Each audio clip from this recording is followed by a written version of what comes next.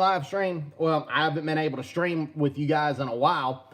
But how are you guys doing? Hope all is well. Let me go ahead and post this to some Telegram groups I belong to let them know that I'm started streaming. So just hang on one second. I hope you guys are doing well out there. Thank you guys for joining. So just hang on one second. Let me get this taken care of and get this posted to various Telegram groups. Oh, and if you guys aren't joining, I understand that. The Brew is doing a stream today. He's celebrating 500 subscribers. The Brew is a subscriber to this channel and has tuned into my channel as well. So congrats to the Brew. I really I really am grateful that he has gotten to 500 subscribers, and I pray he gets to 1,000. So congrats to the Brew there. So get this posted to two of my Telegram groups right quick, and streaming at the moment.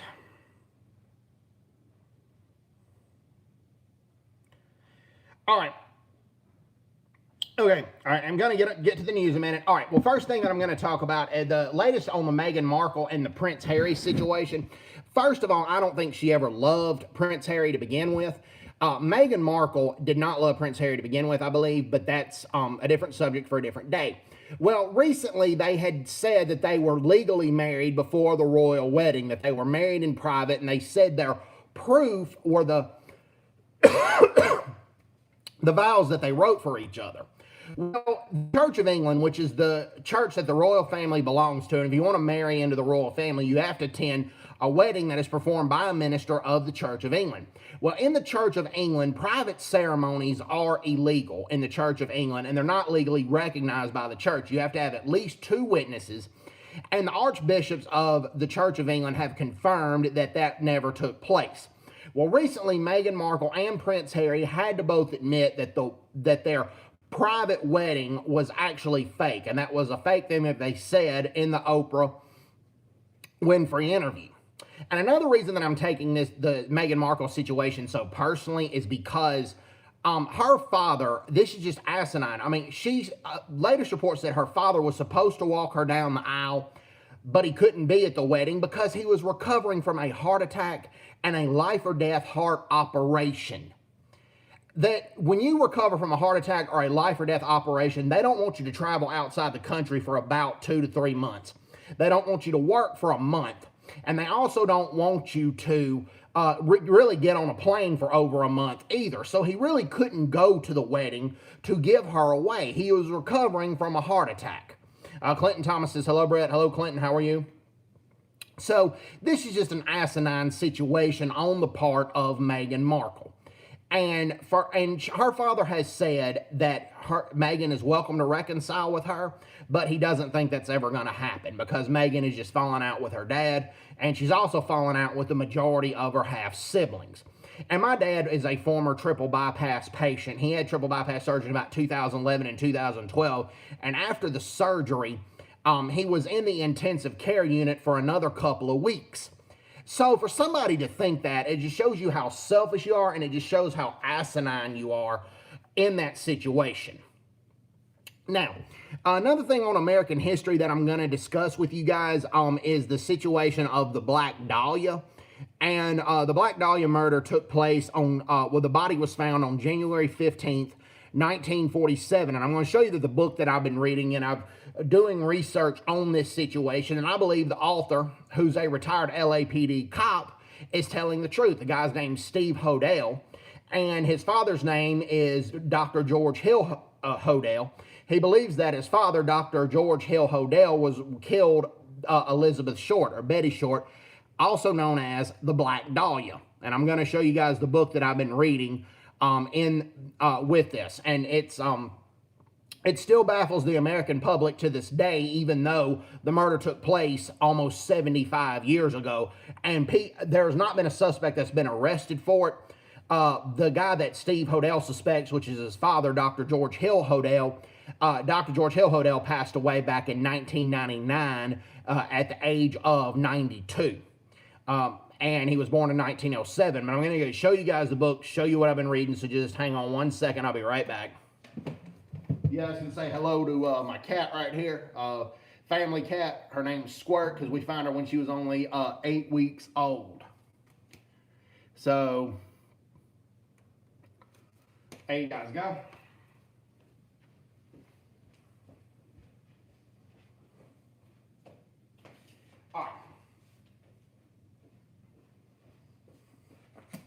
All right, here you guys go. Well, sorry about that. Sorry to the cat right there, but I promise you she's fine. And, okay, I promise you the cat's fine. But clumsy stuff right there. But, okay, here's the Black Dahlia Avenger. One of the most notorious murders to the 20th century, solved, Steve Hodel. And as far as I'm concerned, the case is solved. Okay, let's talk about the case a little bit. Okay, they found the body of Elizabeth Short out near an empty lot near a department store. A lady's young daughter, which is about 3 or 4 years old, wanted to play in the dew. It was a cold morning in Los Angeles. She wanted to play in the dew. Well, the mother saw the body, and the body was bisected in half. It was cut in half, perfectly cut. Only 1 drop of blood was found at the crime scene. The lady called the police, but the first people to arrive were the newspaper reporters, because back then it was not uncommon for newspaper reporters to have a police radio or to have a fire radio. So Cameron Hesselhoff says, hello, Brett. Hello, Cameron. How are you? Hope all is well. Well, the newspaper reporters were the first on the scene. Then the detectives arrived on the scene. The 2 lead investigators were Harry Hansen and also Finis Arthur Brown. Well, the Los Angeles police investigates the situation, but the reason Steve Hodel, who was an LAPD cop between 1963 and 1986, believes that it was his dad was for various reasons. One of the reasons is because when Dr. George Hill Hodel fled the country years ago to live abroad in the Philippines, he was married to this Filipino woman for the time being, and a similar murder took place in Manila with the body bisected in half, almost exactly like the Black Dahlia's body was. And very little, if any, blood was found at the crime scene as well. So that's number one. And Dr. George Hill Hodel was living in Manila at the time. Also, Dr. George Hill Hodel was a surgeon, or he was a doctor. He had various medical practices back in the day, but his favorite class in medical school was surgery, and that was also the class that he was the best in. And his grades in the surgeon parts of his medical courses were damn near perfect, and he could dissect and bisect things perfectly or amputate things perfectly in his surgeon class. And the body was perfectly bisected. It was bristled very well. Almost no blood or no trace of evidence was left. Only 1 drop of blood was found at the crime scene. And so that happened as well. Well, he also drove a certain black fancy car, and there was an eyewitness that said he saw a car nearly identical to George Hill Hodel's car where the body was dumped at the time of the murder. And Jack Webb, who went on to create the LAPD shows Adam 12 and Dragnet, that he says he believed that Dr. George Hill Hodel was the killer, and the LAPD and the city of Los Angeles government knew who the killer was. But before Jack Webb created the shows Adam 12 and Dragnet, it wasn't the hard-nosed, nearly corruption-free department that it was in 1947. And I mean, in 1947, it was a lot different. The LAPD was beset with a lot of corruption, and Dr. George Hill Hodel could have easily paid off either the LAPD or the city of Los Angeles. Because years before the Black Dahlia murder took place, Dr. George Hill Hodel, hi Brett, like your surname, thanks. I'm in the main house today, not the pool house. We're under a tornado watch actually where we are. Not a big deal. Tornado watch, not a tornado warning, so I don't need to be in the small pool house. I'm in the main house. So thank you, Rebellious Ruth, for saying that you like the new surrounding. And actually, Cap is my favorite baseball team, the Atlanta Braves. Been a fan of them since I was a kid. So I'm sporting the Atlanta Braves cap right now. Okay. Now, we talked about that. We talked about the LAPD being bribed, or possibly being bribed or blackmailed during the time of 1947. Well, before the Black Dahlia murder took place, Steve Hodel, the LAPD cop who believed his father, Dr. George Hill Hodel, was the murderer, Steve Hodel had a sister named Tamar. And Tamar actually believed claimed that her father molested her, and her father introduced her to oral sex. Well, Tamar had ran away, and and Dr. George Hill Hodel called the LAPD to file a missing persons report. Well, a couple of days later, Tamar was found at a friend's house, and she claimed that her father molested her and introduced her to oral sex. Well, he was arrested by the LAPD, and he was brought to trial. And while he was acquitted in the trial, which we firmly believe that he probably should have been convicted, while George Hill Hodel was acquitted in the trial, the mother believed the daughter and believed that her husband, the father, did molest the child.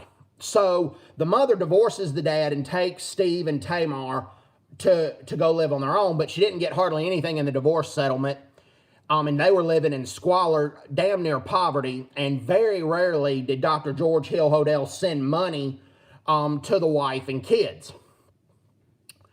Well, after Dr. George Hill Hodel died years later, after he died years later, they found the house that they grew up in Hollywood, called Franklin House. They found a secret room there, and there were a lot of chambers that were like torture chambers, or pictures of naked underage girls, pictures of wild sex parties getting out of hand, where you could argue that some of those offenses had been considered rape. Well, Steve Hodel believed that he found a picture of a woman that looked very similar to Betty Short, now, aka the Black Dahlia, the girl that was murdered, whose body was found on the lot of the department store. Now, while I've seen the picture myself on the news, I don't think the picture was very similar. So I personally don't think it was a picture of Betty Short, but the way the body was perfectly bisected and all the evil that Dr. George Hill Hodel was capable of, I firmly believe that he committed that murder, because, as I pointed out earlier in the stream, there was a murder that took place in Manila, Philippines, when Dr. George Hill Hodel lived in Manila, Philippines, years later, where the body was perfectly bisected at the waist. Very little, if any, blood was found at the crime scene. And the body was perfectly, clean, perfectly bristled. And it would take a professional surgeon to do a job like that. And Dr. George Hill Hodel was capable of a lot of evil, as I pointed out. I mean, the daughter, Tamar, had said that her father had molested her and introduced her to oral sex. Now, years down the road, she tried to forgive him, and she tried to reconcile with him, and she had had her own daughter. Well, she firmly believed that Dr. George Hill Hodel drugged his granddaughter, her daughter, and her, because when the granddaughter woke up, she was seeing her grandfather, George Hill Hodel, taking pictures of her while she was lying naked on the bed. And here's a picture of the Black Dahlia, Betty Short. She's called the Black Dahlia because of her hair. There was a play in a film based on a play called The Blue Dahlia, but she was called the Black Dahlia because of her hair right here. And this is an actual picture of Betty Short. This was an actual picture of Betty Short, and the reason she was identified as Betty Short is through fingerprints. She was in the FBI's file for fingerprints because years ago she had been arrested for underage drinking. Now, she really wasn't drinking underage, but some soldiers she was with were, and they were at the same table, and the police come up to that table, and instead of just arresting the people that were doing the actual drinking, they wrote a ticket for the people who had minor in possession of alcohol, and that's what happened. So she had a criminal record, even though she wasn't an underage drinker herself. She was unsure about her life. A lot of times she was from Elizabeth Short, Betty Short, right here, was from Bedford, Massachusetts. And she went down to Vallejo, California before she went to LA. She reconciled with her father. Her father disappeared in her life, abandoned the family, but she went down to Vallejo, California and reunited with them. But he kicked her out of the house after a few months and really said he didn't want much to do with her. And he had alibis from where he was all the time, but he also said, because I don't really have much to do with her anymore, I don't want to know any more about the case. And that's what happened there. Well, Betty Short had ended up in Los Angeles. She wanted to marry a U.S. serviceman, preferably a fighter pilot, and she was dating a fighter pilot who was a major in the United States Army Air Corps. The U.S. Air Force was established in 1947, so he was in the Army Air Corps before 1947, and they were going to get married, but his plane crashed in India, so they couldn't get married, and that left her depressed, and that left her distraught. And she tried out for acting, but she really didn't get any roles in movies or any auditions as well. So she kind of drifted from one menial job to another, but she wasn't a troublemaker. She wasn't a secret lesbian. There were a lot of accusations of things like that, but she wasn't. But she ended up meeting the wrong person, who I believe was Dr. George Hill Hodel, and died at his hands. I mean, we're never going to know completely the truth on that, because Dr. George Hill Hodel died in 1999. At the age of 92. Yeah, he lived a very, very long life. So we're never going to know if that really happened, but Dr. Steve Hodel believes that his own father, Dr. George Hill Hodel, did that. And I firmly believe he's right. I don't think the picture that was found in that torture chamber was Betty Short's picture, but I do believe the way she was murdered, it would take a professional doctor with a very sadistic mind to murder. There was an eyewitness who said he saw a car that looked exactly like Dr. George Hill Hodel's car the night before the body was found, and it was at the dumping site. I believe that. A witness said that. I also believe that even though he didn't get convicted for molesting his daughter, the mother believed the daughter enough to leave a very wealthy home in the Franklin House in Hollywood and take her daughter and her son and go live in abject poverty to get the kids away from such an evil man. So I firmly believe that Dr. George Hill Hodel murdered Elizabeth Short, aka the Black Dahlia. And there is a movie called The Black Dahlia. Now, it's historical fiction. Other than Black Dahlia murdered, nothing that happened in that movie happened in real life. But James Ellroy wrote that book, and they made a movie about it in 2006. And I own the movie on DVD, and I believe it's a good movie. And James Ellroy believes that that Steve Hodel's telling the truth. He says, now we know who killed her and why. James Ellroy wrote the foreword on that. And James Ellroy's own mother was murdered on June 22nd, 1958. And the reason he got hooked on true crime stories is his dad, the next year, when James Ellroy was 11 years old, brought him a book called The Badge by Jack Webb, who created the classic LAPD police series, Adam 12 and Dragnet. And James Ellroy believes that this crime has been solved and that Dr. George Hill Hodel was the real killer. Now, we talked about that. Thank you, guys. And then now, we're going to talk about some of the anti-Asian hate crimes that have taken place lately in the United States. I made some videos on it yesterday, but the last anti-Asian hate crime that happened in New York City was this one Asian lady was going to a peaceful protest to protest against anti-Asian racism. And she had a sign in her, she was holding up a sign, walking with a sign and her kid, and it said, "Stop Asian Hate." Well, this random guy, an African-American male, he took the sign and he tore it up and threw it in the garbage can. And all she asked him was, "Mister, sir, why did you do that to my sign?" Well, instead of answering her, he punched her in the stomach and ran away. Fortunately, the police caught him, and they're going to charge him with the hate crime in addition to his assault crime. And rightfully so. The NYPD, the New York PD, arrested the guy. Well, shortly after that, this was a completely separate incident on the different part of New York City. Well, this one Asian lady, she wasn't going to a protest as far as I know, but this 38-year-old man named Elias Guerrero had gotten a pipe and started hitting her with the pipe. And he hit her with the pipe, and fortunately she survived. It didn't result in death or any serious injury. But this Elias Guerrero is going to be tried with a hate crime as well. Now, not always, but like I said, typically anti-Asian crimes involve Hispanic and African-American males. Not always. Like I said, I don't believe the shootings were a cause of anti-Asian racism. I believe the shooter was a whack job with sex addiction. with sex addiction, with bad sex addiction issues, and he wanted to kill the sources of his sex addiction. But I've already talked about that. But there was a Caucasian guy, a white guy in San Francisco's Chinatown that attacked an elderly Asian lady, and the lady was knocked down, but the lady fought back and beat the shit out of him with her cane, and rightfully so. The guy deserved what happened to him. And he has done that to several other Asian individuals in the past. Fortunately, the police caught him, and they arrested the guy.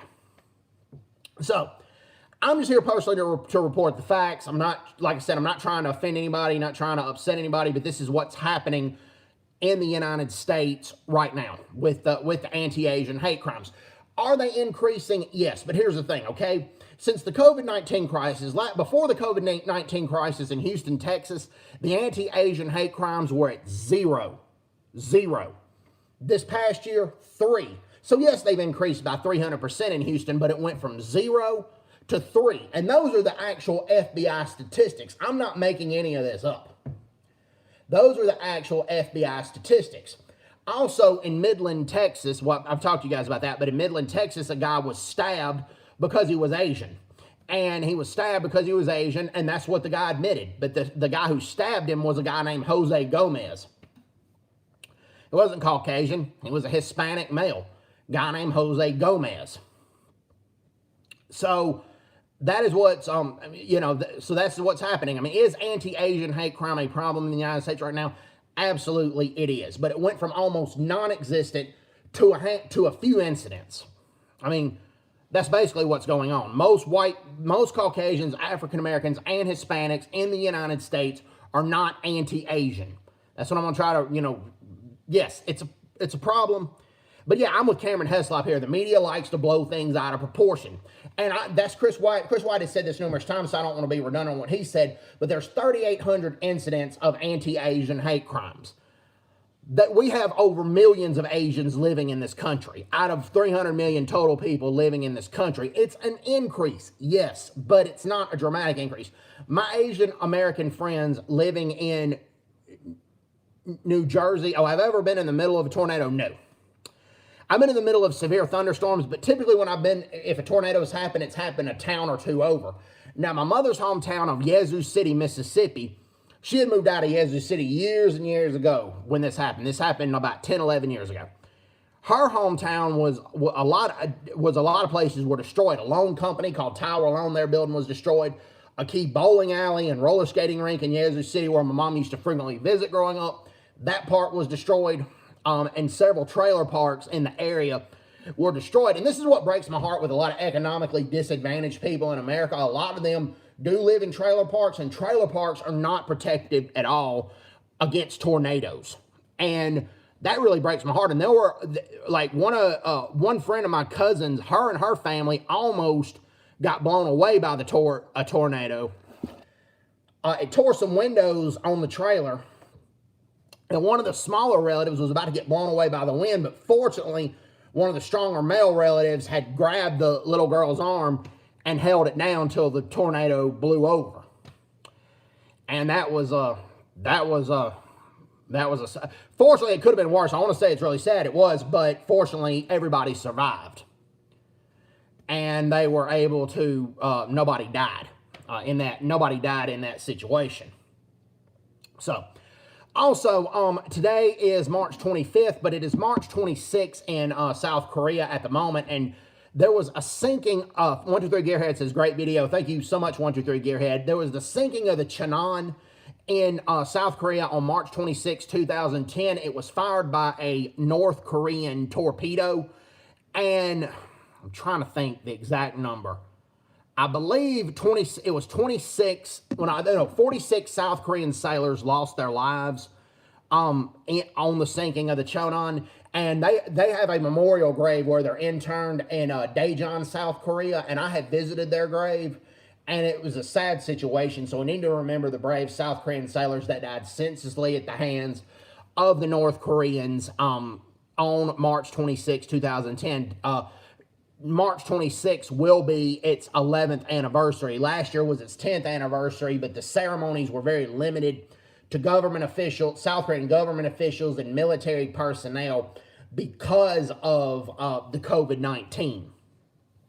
And South Korea, it's hard for South Koreans right now to travel internationally right now, and I support that decision. But because of spring, a lot of them are traveling domestically, but they have also had over 400 new cases of the COVID-19. So I advise South Koreans to be careful when they do travel. Now, this is the news and the history that I've been keeping up with America. I've really not, because I've been so busy, I've really not had a chance to follow events that have happened in South Africa. So if you guys want to talk about it in the comments, feel free to, because I have, like I said, I've not been able to keep up really with as much of what's going on in South Africa because of moving and because of talking about and because of moving and keeping up with what's going on in the United States. So this week I've kind of been out of the loop of South Africa, and I really apologize to you guys. Oh, and another reason, I think I may have discussed this with y'all a little bit, but one of the reasons I'm taking the Meghan Markle thing so personally is because 1,106 UK soldiers died in the Korean War, but 885 of them are interned at the UN Memorial Cemetery in Busan, South Korea. And I have visited the graves of most of the UK soldiers that have died in the Korean War. Well, no, all right. Well, Ruth, you're saying you don't want to hear about COVID again after 2021, and I respect that.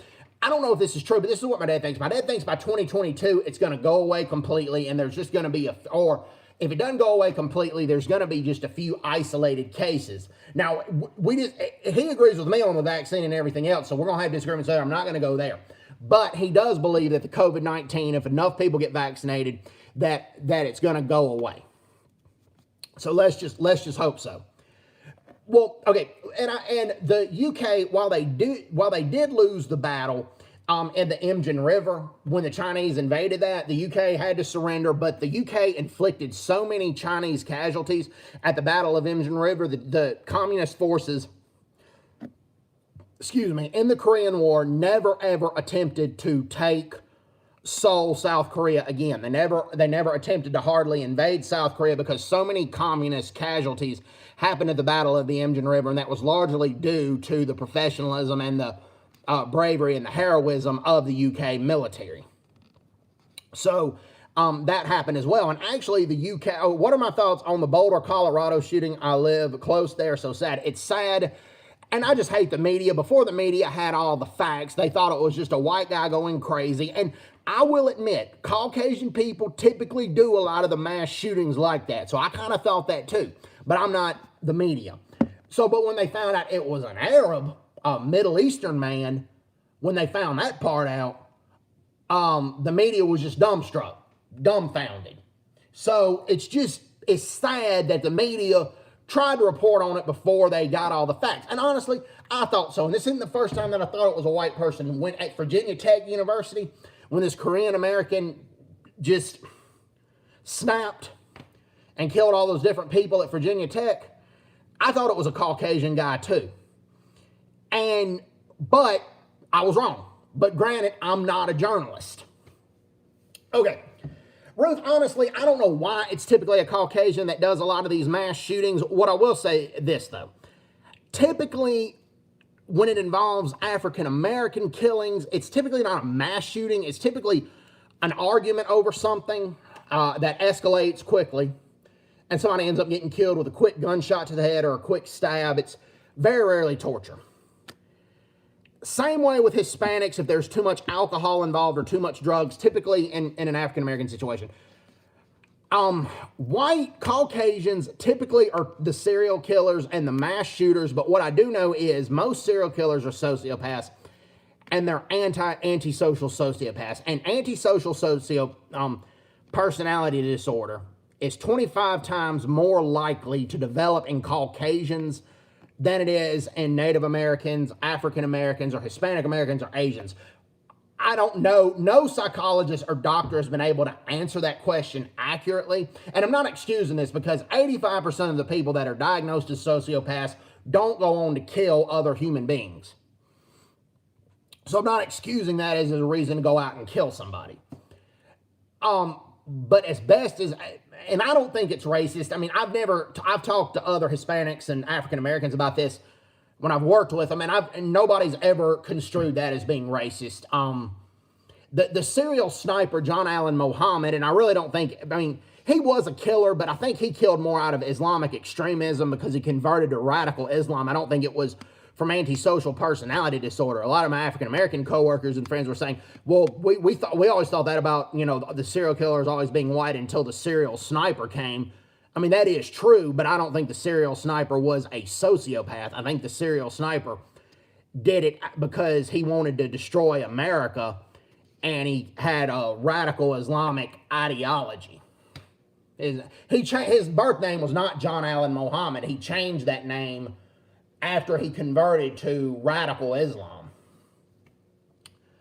So that's what I personally think. Now, I mean, economic issues, yes and no. Like, if you come from a poor background, not always, but a lot of times violence is accepted and violence is a way of life. So if there's a lot of drinking involved, if there's a lot of disagreements over politics or over money or over senseless things, somebody will get stabbed or somebody will get shot over little things. Like, prime example, in Jackson, Mississippi, this was an African-American on African-American killing, and the victim was a beloved substitute teacher in the Jackson, Mississippi public school system. Well, him and another guy got in an argument at a car wash, and they got in an argument, and the guy shot and killed him. And he was a beloved substitute teacher. The Jackson, Mississippi Police Department, you know, got the information. They got on, they arrested the perpetrator very, very quickly. This just happened a couple of days ago, actually. And that's a common situation. And with lower class whites, it can be an issue too. When I first came home from Korea in 2015, there were two lower class whites fishing, and they got in a disagreement over something, and one stabbed the other. Pretty senseless situation. But no, I mean, you asked the question, and that's you know, I mean, I don't think actually, I take this back. I know what I had said wasn't racist, and I'm just reporting the facts. 90 to 95%, I'd even say 99% of Asians, Caucasians, African-Americans, Hispanic, Caucasians, African-Americans, Hispanics, you know, Native Americans, 99% of people don't kill anybody. I mean, 99% of people are not murderers. Media makes you want to think that more people are murderers than there actually are, but 99% of the people, probably higher than 99%, are not murderers. That's what's going, I mean, that is the God's honest truth. And that is, you know, like I said, that's the God's honest truth. And yeah. All right, okay, we talked about that. All right, now I'll talk about another. Yes, you guys do know there was a war between Britain and America with the American colonists in the Revolutionary War. But there was actually a war between the United States and the UK, as well as US and Canada, when Canada was a British territory, and called the War of 1812. And one of Canada's most famous generals is a British general named Isaac Brock. And a lot of Americans, even though they were his adversaries, they respected Isaac Brock. And Isaac Brock was killed in the Battle of Queenstown, but when the U.S. invaded Canada in War of 1812, he was trying to rally his troops. And he was born in British aristocracy. He purchased every promotion he had up until he got to lieutenant colonel. But when he went from lieutenant colonel to general, he earned every promotion he got. And Isaac Brock also, when he got from England to Canada, he saw that the fort that he was stationed in, the men didn't have proper food rations, and the hospital wasn't up to standards, and the structure of the fort was not secure for an American invasion. But he wrote to England and talked to the chain of command and said, we need better rations for the men, we need better hospitals, we need better everything. So he cared about the welfare of the people that fought under him. Now, I still think the U.S. was more in the right in the War of 1812, and I'm going to tell you why. The United States tried to maintain neutrality between the War of Napoleon Bonaparte and France and the UK. And the U.S. maintained a trade relationship with both of them. But Britain said, you're not going to trade with France until you pay taxes to us. So they started surrounding the coast between the UK and France, between the U.S. and France, demanding the Americans pay them an extra tribute. Well, that was bankrupting a lot of Americans, but then also what they would do, they would find British sailors who had deserted the British Navy to serve in the U.S. Navy or the U.S. Merchant Marine, and they would kidnap those deserters and bring them back to the UK, but also native-born Americans were being mistaken for British deserters, and native-born Americans were showing them the proper citizenship papers that they were native-born Americans, but the British were still kidnapping them as well. So that angered the United States. And look, citizenship papers were pretty easy to falsify, and this book, as I'll show it again, this book was written from a pro-Canadian and pro-British point of view, but they were very respectful to what the Americans' point of view. And they said there were native-born Americans that were mistaken and did get kidnapped and sent over, but citizenship papers were easy to falsify during that time as well. But also, it wasn't the U.S.'s war. The United States was trying to maintain neutrality in that war and not try to go on the war of either side. Well, I mean, that's basically what happened. Well, that's what happened. So, but then Canada was Britain's colony, and there were about 40,000 native-born Americans that were born in America, but they fled to Canada because they were tired of some empty promises that happened from the American Revolution. A lot of them did not get free land that they thought was promised to them, but the British government promised them free land in Canada. And so about 40,000 Americans immigrated to Canada. Now, there were a lot of promises in the American Revolution that were lived, but you can't keep everybody happy. So that is why 40,000 Americans left to Canada. But Thomas Jefferson, who was president before the War of 1812, he told his Secretary of State, James Madison, who later became president of the U.S. during War of 1812, he said, if the U.S. invades Canada, it'll just be a walk in the park. They really thought that the native-born Americans were going to turn on Canada and help the United States, but that didn't happen. They actually, even though they referred to themselves as Americans, they adopted Canada as their homeland, and they had stood up to the American invasion, and the Americans were not able to take Fort York in Canada. Fort York is actually in present-day Toronto. Well, it looked like the Fort York was about to be overrun, so the British ordered a lot of their ammunition and gunpowder to be destroyed. Well, the ammunition went up, but the way it blew out, it landed and killed a lot of American soldiers that were invading. So the Americans thought the British were mercilessly annihilating them, but that just really wasn't the case. But the War of 1812 extended all the way to New Orleans, and because New Orleans had recently became part of the United States, a lot of British people thought that New Orleans was going to be easy to invade from the south and conquered, but Andrew Jackson held off. General Andrew Jackson and the U.S. soldiers held off the British at the Battle of New Orleans. American artillery was used very, very well, and the citizens of New Orleans adopted their new homeland, the United States, very, very well, and they stood up to a British invasion. And that's why even down south, and the War of 1812 is largely forgotten throughout most of the country, also in the UK, but it's largely remembered in Canada, and it's also largely remembered in the southern part of the U.S. I live 1 hour away from New Orleans, Louisiana, and we remember the War of 1812 there. But actually, the Battle of New Orleans, the Treaty of Ghent, which ended the War of 1812, it was signed in Ghent, Belgium. The treaty was already signed before the battle, but back then you didn't have emails, you didn't have phones. It took months for the ship to arrive from Belgium to the United States. And the Battle of New Orleans had already been fought, even though the Treaty of Ghent had already been signed. And the Treaty of Ghent basically stated that nobody won, the territories were the same where they were. The U.S. pledged to not invade Canada again, and then Britain pledged to not invade the United States again. So that's a part of our history that we remember it where I'm from, and in Canada they remember it, but in the UK it's largely forgotten, and through the rest of the United States is largely forgotten as well. So yeah, that's what's taking place with what's going on right now. I think Chris White may be doing a Night Owls edition, and let me check right here. Nope, I think he had just done it. But yeah, okay. So, hope you guys, most of you guys already know this, but 11 South African pilots are interned at the UN Memorial Cemetery in Busan as well that passed away in the Korean War. 34 South Africans lost their lives in the Korean War. And yes, they were on the old flag, but most of the pilots personally opposed apartheid as well. But here's a picture of them right there.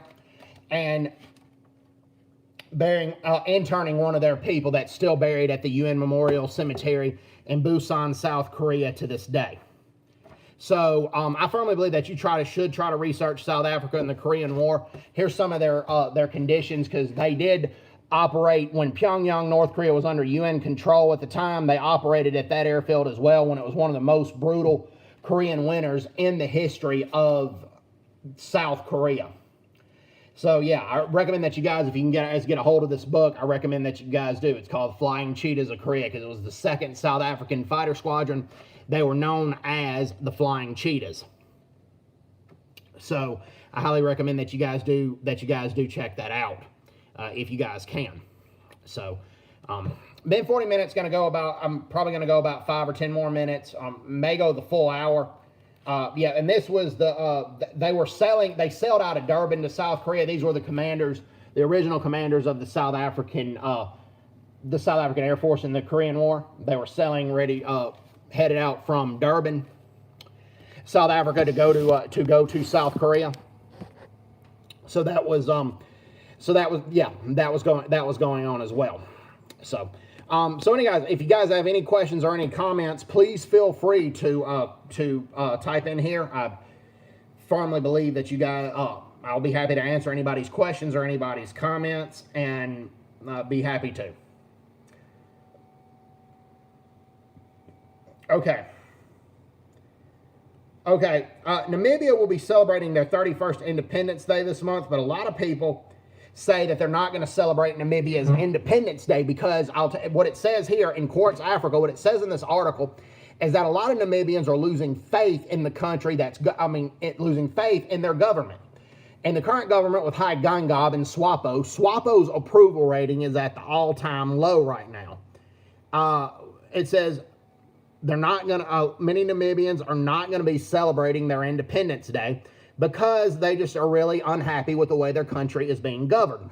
As I've told you, High Geingob went with the AstraZeneca vaccine. Never mind the AstraZeneca vaccine is only 10 to 15% effective against the South Africa strain. So I really don't blame Namibians for feeling this way. The country, they say, is in a downward spiral. The article goes on to say that the election results of 2019 and 2020 indicated a decline in the support for the Arntswile Liberation Movement. The party that participated in Namibia's liberation movement the most was the SWAPO political party, but just because somebody's a good liberator of a country doesn't make them the best government, as many people are finding out with SWAPO. SWAPO's National Assembly votes dropped from 80% in 2014 to now 66%. For the first time since 1995 is what the article goes on to say. So I don't blame Namibians for feeling this way, and I don't blame them for not wanting to celebrate their independence, because High Geingob is really leading that country downhill as well. Also, in Botswana is typically a model for Africa and a model for how a lot of things should be run, but they have a very, very arrogant president, and President Masisi, and Masisi has put his picture on Botswana's currency. Well, let me explain this, Masisi. You are a living president. Typically, a living president wanting to go on currency is just a sick situation, and you nominated yourself to do that. That just shows you how arrogant President Masisi is in that with that. So that's just asinine that President Masisi would do something like that. And that's just, like I said, it's just asinine that President Masisi would do something like that. Now, I do support Mali getting the COVAX program and doing the AstraZeneca vaccine, but Mali is in Northwest Africa, ways away from South Africa, and Mali and South Africa have limited relations diplomatically. The chances of the South Africa strain getting to Mali are pretty low. So Mali getting the AstraZeneca vaccine through the COVID-19 is not a big deal.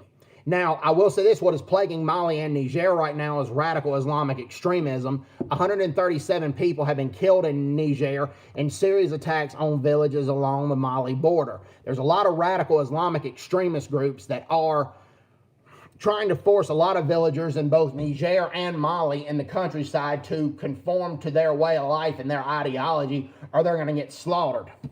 So please keep the nations of Mali and Niger in your prayers. And that is just an absolute tragic situation. I firmly believe that the groups that are doing this have ties to Al-Qaeda and they have ties to ISIS as well. I firmly believe that. And yeah, I believe they have ties to Al-Qaeda and I believe they have ties to ISIS as well. So, yeah. All right. Well, went 45 minutes. Thank you guys for tuning in. Thanks for the 4 likes right there. I really appreciate that.